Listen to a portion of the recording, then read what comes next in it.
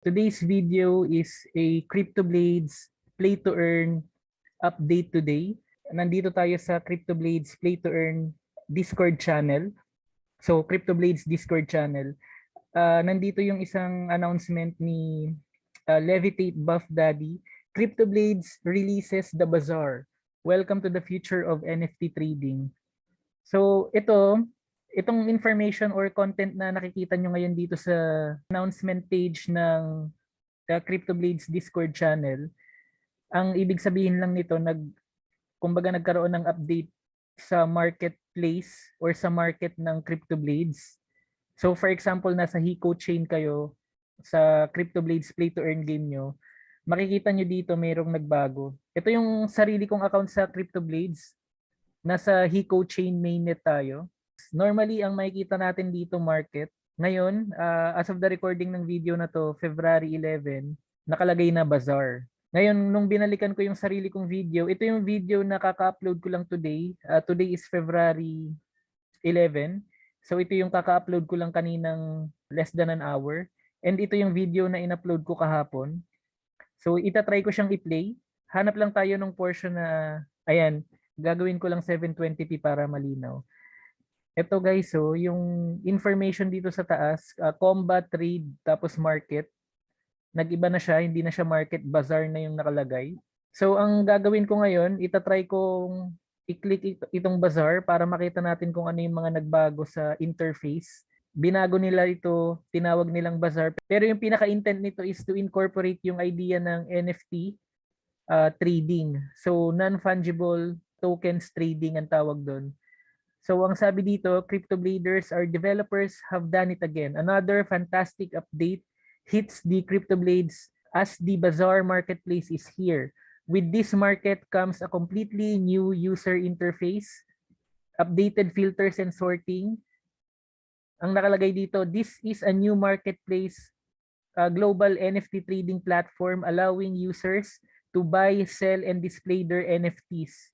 So CryptoBlades players can expect all the same functionality. So kung ano yung mga existing items or features na nakikita natin or na-avail natin sa market ng CryptoBlades Play to Earn game, nandun pa rin siya. Yun nga lang, nag-update ito or nag-upgrade into bazaar dahil incorporated na dito sa CryptoBlades ngayon ang NFT or NFT trading, non-fungible tokens trading. So, but with a new focus on design, performance, and usability. So ito lang naman yung mga filters and yung mga nabago sa, ano to eh, yung, most likely ito yung mga tabs na dapat i-click and ito yung mga filters na makikita kapag nag-access tayo ng bazaar. Ngayon, ang gusto natin gawin dito, i-try natin kung anong mangyayari kapag clinic ko to sa sarili kong account. And remember guys, nasa CryptoBlades Pay to Earn Hiko chain mainnet yung account ko, kaya i-try natin kung ano yung mangyayari.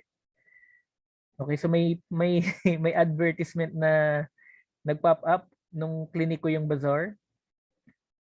Okay, so ito yung experience na nakikita ko ngayon dito. So auto-select naman yung account ko. Ito naman talaga yun. So next, connect account. Okay, connect. Okay, so mukha namang walang problema guys. Nag-connect naman agad. Okay. So ito yung bagong interface niya. Mukhang mas maganda nga naman talaga. Connect wallet. Ko-connect ko ba? Mukhang okay naman eh. Ayun, naka-connect na. Clinic ko lang yung connect wallet. So naka-connect na siya. Okay. Oo. Ito kasing skill token, most likely kaya 0 yan kasi hindi ko pa siya kiniklaim. Hindi ko pa kiniklaim yung rewards ko. Okay. So, ganun pala siya. Gusto kong makita muna yung sword kasi kapag nagmura yung marketplace. Shields and Armors character skill shop. Okay. Ito pa rin naman yung noon. Okay, so for example, nag-click ako ng isang epic. I-view ko siya. Paano ko makikita yung ano, kung 5-star siya or what? Okay. Pero anyway, at least nag-connect siya. Yun lang muna yung gusto kong makita. Ang gagawin ko dito from here guys, ako bagong-bago pa lang din ako dito. Kakalaro ko lang kanina nung Yung unang game, yung ano, yung gameplay today na gameplay number 71 yata yun. Naglaro pagka-out ko sa trabaho, nag-out lang ako, naglaro ako ng Crypto Blades. Ngayon nung nag-check ako nitong Discord and chinek ko yung sarili kong account, nagbago nga naman talaga yung marketplace.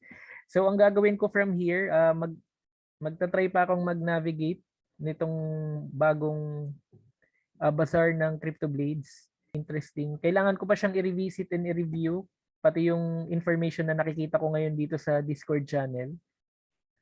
And meron din ako nakikita dito na ano, giveaway.